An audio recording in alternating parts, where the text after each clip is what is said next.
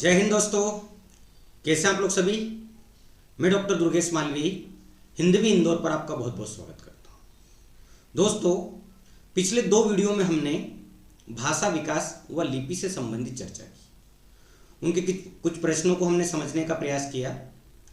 आज हम हिंदी की संवैधानिक स्थिति क्या है, जो संविधान का हमारा जो भाग 17 है, अनुच्छेद 343 से 351 तक, जिसमें 9 अनुच्छेद दे रखे हैं, उनसे संबंधित अभी विगत वर्षों में क्या क्या प्रश्न बने उनकी चर्चा करेंगे। साथ ही कुछ प्रश्न भाषा विकास व लिपि से संबंधित भी हम इसमें चर्चा करेंगे। तो देखते हैं आज हिंदी की संवैधानिक स्थिति। पहला प्रश्न स्लाइड पर आपके सामने है। पहला प्रश्न है, हिंदी खड़ी बोली। हिंदी खड़ी बोली किस अपभ्रंश से विकसित हुई है? विकल्प आपका ए मागधी, बी अर्धमागधी, सी शोरसेनी और डी प्राचीन। चूंकि दोस्तों इससे पहले भी हम भाषा विकास व लिपि से संबंधित जिन प्रश्नों की हमने चर्चा की उसमें हमें पता है कि हिंदी खड़ी बोली जो है शोरसेनी अपभ्रंश से विकसित हुई। आपको ये जानकारी होगी कि जो शोरसेनी अपभ्रंश से है, इससे 3 उपभाषाओं का विकास हुआ था। पहला हमारा था पश्चिमी हिंदी,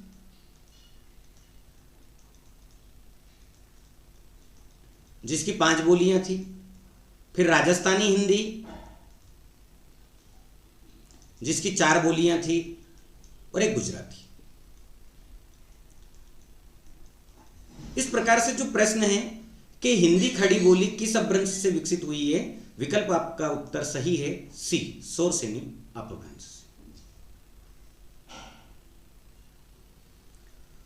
दूसरा प्रश्न स्लाइड पर आपके सामने है। इनमें से कौन सी भाषा संविधान की 8वीं अनुसूची में शामिल नहीं? हिंदी, ए, बी नेपाली, सी राजस्थानी और डी गुजराती। चूंकि दोस्तों सी राजस्थानी जो है ये 8वीं अनुसूची में सम्मिलित नहीं। चूंकि दोस्तों आपको जानकारी होगी कि 14 सितंबर 1949 को 1949 को जब भारत की राजभाषा हिंदी को स्वीकृत किया गया, भारत की राजभाषा हिंदी को स्वीकृत किया गया, उस समय पर हमारी जो 8वीं अनुसूची थी, उस 8वीं अनुसूची में राजभाषाओं की संख्या भी 14 ही थी। तो प्रश्न था इनमें से कौन सी भाषा संविधान की 8वीं अनुसूची में शामिल नहीं है? तो राजस्थानी नहीं। तीसरा प्रश्न स्लाइड पर आप देख रहे हैं। भारतीय संविधान के अनुच्छेद 210 में निर्देश है संसद में प्रयुक्त होने वाली भाषा के बारे में? नहीं, बी विकल्प है। विधानमंडल में प्रयुक्त होने वाली भाषा के बारे में? विकल्प हमारा बी सही है। राज्य की राजभाषा व राजभाषाओं के बारे में यदि हम चर्चा करें तो राज्य की राजभाषा या राजभाषाओं के बारे में अनुच्छेद 345 में आर्टिकल 345 में उल्लेख है। तो भारतीय संविधान के किस या के अनुच्छेद 210 में निर्देश है? तो विधानमंडल में प्रयुक्त होने वाली भाषा के बारे में निर्देश दिया गया है। और संघ की राजभाषा के बारे में यदि हम चर्चा करें तो भारत संघ की राजभाषा हिंदी व लिपि देवनागरी होगी, यह अनुच्छेद 343 में उल्लेख है। तो इस प्रकार से प्रश्न क्रमांक 3 का जो उत्तर था वो था बी। चौथा प्रश्न आपके सामने है। राजभाषा आयोग के अध्यक्ष की नियुक्ति कौन करता है? विकल्प ए राष्ट्रपति, विकल्प बी राज्यपाल, विकल्प सी न्यायाधीश और विकल्प डी प्रधानमंत्री। राजभाषा आयोग के अध्यक्ष की नियुक्ति राष्ट्रपति करता है, विकल्प ए सही है। प्रश्न यह भी पूछा जा सकता है कि राजभाषा आयोग के अध्यक्ष की नियुक्ति राष्ट्रपति किस अनुच्छेद के तहत करते हैं? तो राजभाषा आयोग के अध्यक्ष की नियुक्ति राष्ट्रपति के द्वारा अनुच्छेद 344 अनुच्छेद 344 अनुच्छेद 344 के तहत राष्ट्रपति के द्वारा राजभाषा आयोग के अध्यक्ष की नियुक्ति की जाती है। आपको जानकारी होगी कि 7 जून 1955 को हमारा प्रथम राजभाषा आयोग गठित हुआ, प्रथम राजभाषा आयोग बना। और प्रथम राजभाषा आयोग के जो अध्यक्ष थे वो थे हमारे बीजी खेर, बाल गंगाधर खेर। उनकी नियुक्ति भी राष्ट्रपति के द्वारा आर्टिकल 344 के तहत की गई। तो प्रश्न क्रमांक चौथे का विकल्प था ए सही आंसर। प्रश्न क्रमांक 5 स्लाइड पर आपके सामने है। राज्य की राजभाषा एवं राजभाषाओं का उल्लेख किस अनुच्छेद में किया गया है? अनुच्छेद 345 में। राज्य की राजभाषा यानी कि मध्य प्रदेश की राजभाषा हिंदी हो या अन्य राज्यों की राजभाषाओं का जो उल्लेख है वो किस अनुच्छेद में किया गया है? तो अनुच्छेद 345 में किया गया, अनुच्छेद 345 में किया गया। अभी अनुच्छेद 344 की हमने चर्चा की कि अनुच्छेद 344 के तहत राजभाषा आयोग के अध्यक्ष की नियुक्ति राष्ट्रपति जी करते हैं। और राज्य की राजभाषा एवं राजभाषाओं का उल्लेख किस अनुच्छेद में? तो अनुच्छेद 345 में। विकल्प सी अनुच्छेद 347 गलत था, अनुच्छेद 346 गलत था। प्रश्न क्रमांक 6 हिंदी भाषा के विकास के लिए निर्देश। हिंदी भाषा के विकास के लिए निर्देश यदि आने वाले समय की परीक्षाओं की चर्चा हम करें तो संभावित प्रश्न है। ये प्रश्न बार बार राजभाषा जो हमारा भाग 17 अनुच्छेद 343 से 351 तक जो उल्लेख है, इन 9 अनुच्छेद और संसद में प्रयोग की जाने वाली भाषा या राज्य विधानमंडल में प्रयोग की जाने वाली भाषा से संबंधित यानी कि कुल जो 11 अनुच्छेद दे रखे हैं, इनसे हमेशा प्रश्न बनते रहते हैं और हर प्रश्न पत्र में एकाध प्रश्न यहाँ से आता है। तो हिंदी भाषा के विकास के लिए निर्देश है अनुच्छेद 351। विकल्प हमारा सही है डी। 343 हम जान चुके हैं अभी। भारत संघ की राजभाषा हिंदी व लिपि देवनागरी होगी। अनुच्छेद 345 समझ चुके अभी हम। राज्य की राजभाषा व अन्य राज्यों की राजभाषाओं के बारे में उल्लेख है। और अनुच्छेद 347 के बारे में यदि हम बात करें तो भाषा के संबंध में विशेष उपबंध राज्यों द्वारा घोषित, भाषा के संबंध में विशेष उपबंध राज्यों द्वारा घोषित अनुच्छेद 347। तो प्रश्न के अनुसार यदि हम चर्चा करें तो हिंदी भाषा के विकास के लिए दिशा निर्देश है अनुच्छेद 351। प्रश्न क्रमांक 7 आपके सामने है। निम्न में से दूसरी शास्त्रीय भाषा कौन सी? चूंकि दोस्तों हमारी पहली जो शास्त्रीय भाषा है, प्रथम शास्त्रीय भाषा है हमारी तमिल, जो कि 2004 में स्वीकृत की गई। निम्न में से दूसरी शास्त्रीय भाषा हमारी संस्कृत है। दूसरी प्रथम जो शास्त्रीय भाषा हमारी तमिल थी, जिसको 2004 में स्वीकृत किया गया था। दूसरी हमारी जो शास्त्रीय भाषा थी वो संस्कृत थी, जिसे 2005 में स्वीकृत किया गया था। और कन्नड़ और तेलुगु, ये तेलुगु हमारी तीसरी है और कन्नड़ हमारी चौथी है, जिसको 2008 में स्वीकृत किया गया था। इस प्रकार से निम्न में से दूसरी शास्त्रीय भाषा आपकी उत्तर है सी। आगामी समय में संभावित प्रश्न बन सकता है। प्रश्न क्रमांक आप स्लाइड पर देख रहे हैं। प्राथमिक शिक्षा मातृभाषा में पाने का अधिकार किस अनुच्छेद के तहत है? अनुच्छेद 350 ए। उत्तर ए सही। यानी कि प्राथमिक शिक्षा मातृभाषा में पाने का अधिकार अनुच्छेद 350 ए। तो 350 बी में क्या दे रखा? तो अल्पसंख्यकों के लिए विशेष अधिकारी की नियुक्ति, अल्पसंख्यकों के लिए विशेष अधिकारी की नियुक्ति। इस प्रकार से विकल्प बी आपका रॉन्ग आंसर है, विकल्प सी और विकल्प डी। विकल्प ए उत्तर आपका सही है। प्राथमिक शिक्षा मातृभाषा में पाने का अधिकार अनुच्छेद 350A में दिया गया है।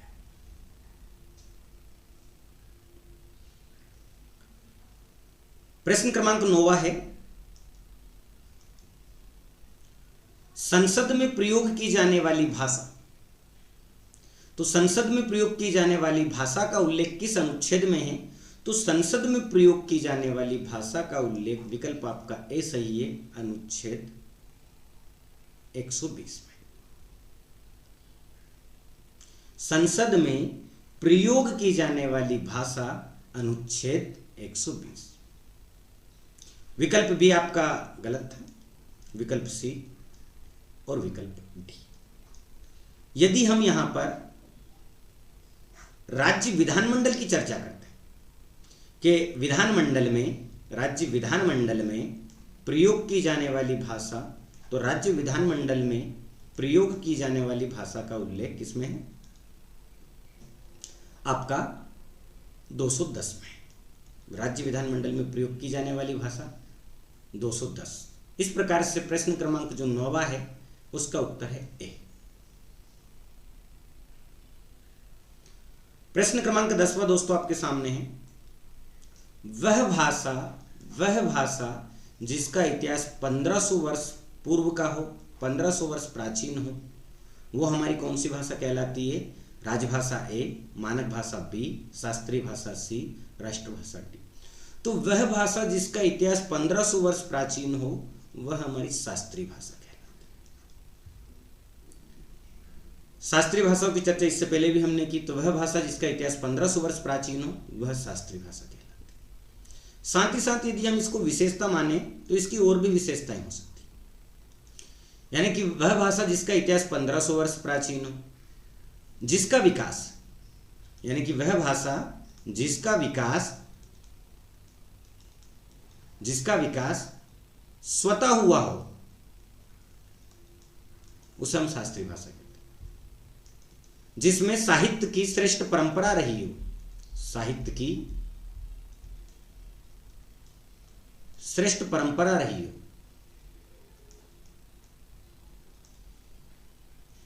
साथ ही गौण विशेषताओं की यदि हम चर्चा करें तो गायन व वादन शैली। तो इस प्रकार से दोस्तों प्रश्न क्रमांक 10 का उत्तर था सी, शास्त्रीय भाषा। प्रश्न क्रमांक 11 स्लाइड पर आपके सामने है। भारतीय संविधान में किस भाषा को राजभाषा के रूप में स्वीकार किया गया? अंग्रेजी नहीं, उर्दू नहीं, तमिल नहीं। उत्तर हमारा सी। भारतीय संविधान में हिंदी को भारत की राजभाषा स्वीकृत किया गया। तो भारत की राजभाषा हिंदी को 14 सितंबर 1949 को स्वीकृत किया गया। इसीलिए प्रत्येक वर्ष हम 14 सितंबर के दिन हिंदी दिवस मनाते हैं।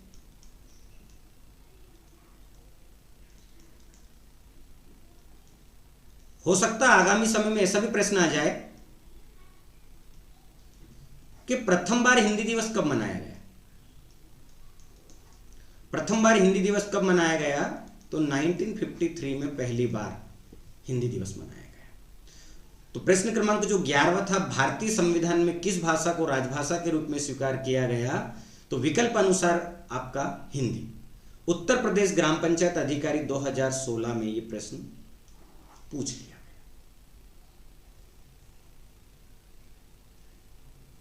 प्रश्न क्रमांक 12, मुस्लिम शासकों के समय भारत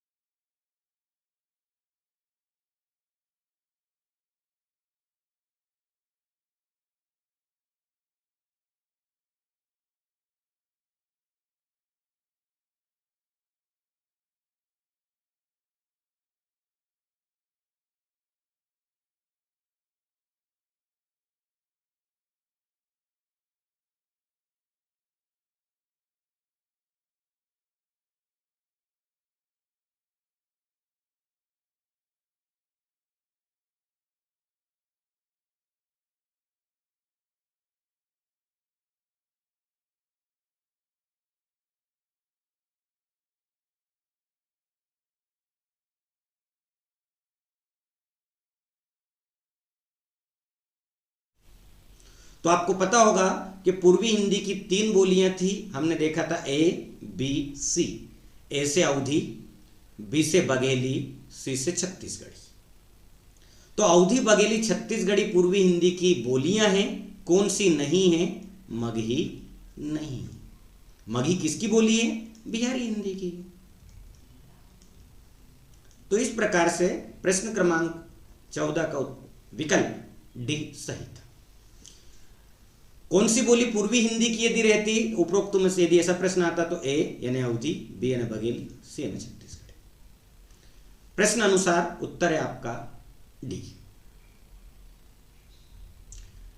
प्रश्न क्रमांक 15 दोस्तों आप देख रहे हैं, अमीर खुसरो ने हिंदी के लिए क्या प्रयुक्त किया, यानी कि क्या नाम हिंदी के लिए उन्होंने दिया है। यह प्रश्न आया बिहार पुलिस परीक्षा 2012। हिंदुस्तानी, हिंदवी, उर्दू और भाषा। तो अमीर खुसरो ने हिंदी के लिए क्या प्रयुक्त किया? हिंदी। चूंकि दोस्तों आप सभी हिंदवी इंदौर चैनल पर ही, यूट्यूब चैनल पर ही हम चर्चा कर रहे हैं, ये नाम भी हमने यहीं से लिया है। तो अमीर खुसरो ने हिंदी के लिए प्रयुक्त नाम किया हिंदी। उत्तर आपका बी सही है। प्रश्न क्रमांक 16 आप स्लाइड पर देख रहे हैं, 21वें संविधान संशोधन 1967 ईस्वी में कौन सी भाषा जोड़ी गई? तो 21वें संविधान संशोधन 1967 में हमारी सिंधी भाषा को जोड़ा गया। विकल्प हमारा सही है बी, और ये राजस्थान की राजभाषा है।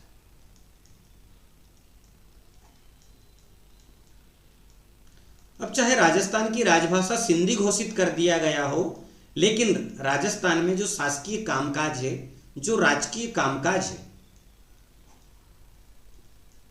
वो जो राजकीय कार्य है वो हिंदी में ही किए जाते हैं। यानी कि 21वें संविधान संशोधन 1967 के तहत सिंधी को जोड़ा गया, और सिंधी कहाँ की राजभाषा है? राजस्थान की। इस प्रकार जो हमारा भाग संविधान का भाग 17 था, जिसमें आर्टिकल 343 से लेकर 351 तक जो उल्लेख किया गया था अनुच्छेद का, और अनुसूची 8 में जो प्रारंभ में 14 राजभाषा हुआ करती थी, उसमें 1967 में एक और भाषा जोड़ दी गई। इस प्रकार से 1967 में राजभाषाओं की संख्या 15 हो जाती।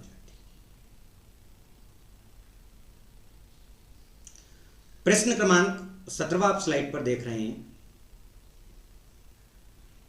71वें संविधान संशोधन, 71वें संविधान संशोधन 1992 ईस्वी में कितनी भाषाएं जोड़ी गई? आगामी समय में प्रश्न बन सकता है, और विशेषकर संविधान में, जीएस में तो बनता ही है, हिंदी में भी निरंतर प्रश्न बदलाव होते होते बदलते रहते हैं और आते रहते हैं। तो 71वें संविधान संशोधन 1992 में कितनी भाषाएं जोड़ी गई? तो 1992 में 3 भाषाएं जोड़ी गई थी, MNK, मणिपुरी, नेपाली और कोंकणी। इस प्रकार से 71वें संविधान संशोधन 1992 में कितनी भाषाएं जोड़ी गई? तो उपरोक्त सभी। उत्तर है हमारा प्रश्न क्रमांक 17 का डी, यानी कि मणिपुरी को, नेपाली को और कोंकणी को, तीनों को 1992 में जोड़ा गया। इस प्रकार से राजभाषाओं की संख्या 15 के बाद हो जाती है हमारी, 3 और जोड़ दी गई तो 18। प्रश्न क्रमांक 18 आप स्लाइड पर देख रहे हैं, 92वें संविधान संशोधन 2003 ईस्वी में कितनी भाषाएं जोड़ी गई? संभावित प्रश्न बन सकता है, विगत वर्षों में परीक्षाओं में आया हुआ है। तो 92वें संविधान संशोधन 2003 में कितनी भाषाएं जोड़ी गई? विकल्प आपका सही है 4। 2003 में जो कि 92वां संविधान संशोधन था, इसमें 4 राजभाषाएं जोड़ी गई 8वीं अनुसूची में। DBMS, database management system, D for Dongri, ये डोंगरी आपकी हिमाचल प्रदेश की राजभाषा है। B फॉर बोडो, ये बोडो आपकी असम के उत्तरी क्षेत्र की राजभाषा है।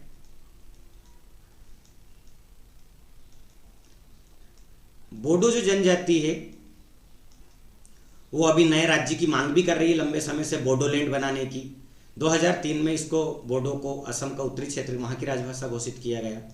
एम फॉर मैथिली, ये मैथिली जो कि आपकी बिहार की राजभाषा है और बिहार से अलग हुआ झारखंड। एस फॉर संथाली, संथाल परगना झारखंड में ही है हमारा और ये झारखंड की। इस प्रकार से 92वें संविधान संशोधन 2003 में कितनी भाषाएं जोड़ी गई? विकल्प है आपका बी उत्तर सही है, 4 भाषाएं जोड़ी गई, डोंगरी, बोडो, मैथिली और संथाली।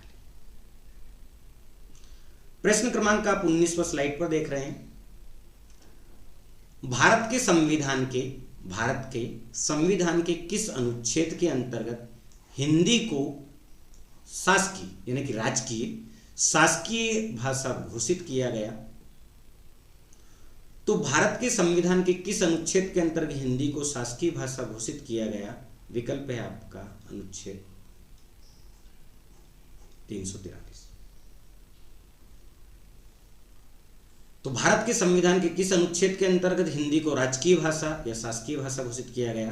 तो अनुच्छेद 343 के तहत किया गया। प्रश्न क्रमांक 20वां आप स्लाइड पर देख रहे हैं। भारत के संविधान के किस अनुच्छेद के अंतर्गत शासकीय भाषा? रिपीट हुआ दोस्तों प्रश्न। निम्नलिखित में से प्रश्न क्रमांक आपका 20, निम्नलिखित में से किस राज्य ने संस्कृत भाषा को राज्य की? निम्नलिखित में से किस राज्य ने संस्कृत भाषा को राज्य की द्वितीय राजभाषा का दर्जा प्रदान किया? यह है आपका उत्तराखंड। दोस्तों विकल्प यहां पर डी सही है। उत्तर प्रदेश की यदि हम चर्चा करें तो उत्तर प्रदेश की जो राजभाषा है वो हिंदी है, लेकिन उत्तर प्रदेश सरकार ने द्वितीय राजभाषा उर्दू को घोषित किया। छत्तीसगढ़ की राजभाषा हमारी छत्तीसगढ़ी है, जो मध्य प्रदेश से जब छत्तीसगढ़ अलग हुआ तब स्वीकृत की गई। बिहार की राजभाषा हमारी मैथिली है, जिसकी चर्चा हम कर चुके हैं, अभी 2003 में जोड़ा गया। और उत्तराखंड की राजभाषा हिंदी है, लेकिन द्वितीय राजभाषा वहाँ की जो घोषित की गई है वो संस्कृत की। यूपीपीसीएस प्री 2011 में प्रश्न पूछ लिया गया कि निम्नलिखित में से किस राज्य ने संस्कृत भाषा को राज्य की द्वितीय राजभाषा का दर्जा प्रदान किया? उत्तर है आपका डी सही, उत्तराखंड। इस प्रकार से दोस्तों आज के वीडियो में हमने हिंदी की संवैधानिक स्थिति से कुछ प्रश्नों का जिक्र किया, साथ ही भाषा विकास व लिपि से संबंधित कुछ प्रश्नों को हमने लिया और आज के वीडियो में हमने 20 प्रश्नों की चर्चा की। दोस्तों अगली वीडियो में हम हिंदी भाषा के विकास से संबंधित प्रश्नों की चर्चा करेंगे। आशा करता हूँ आपको वीडियो अच्छा लगा होगा। इसे आप प्लीज़ लाइक कीजिए, सब्सक्राइब कीजिए और अपने दोस्तों को शेयर कीजिए। धन्यवाद। जय हिंद, जय भारत।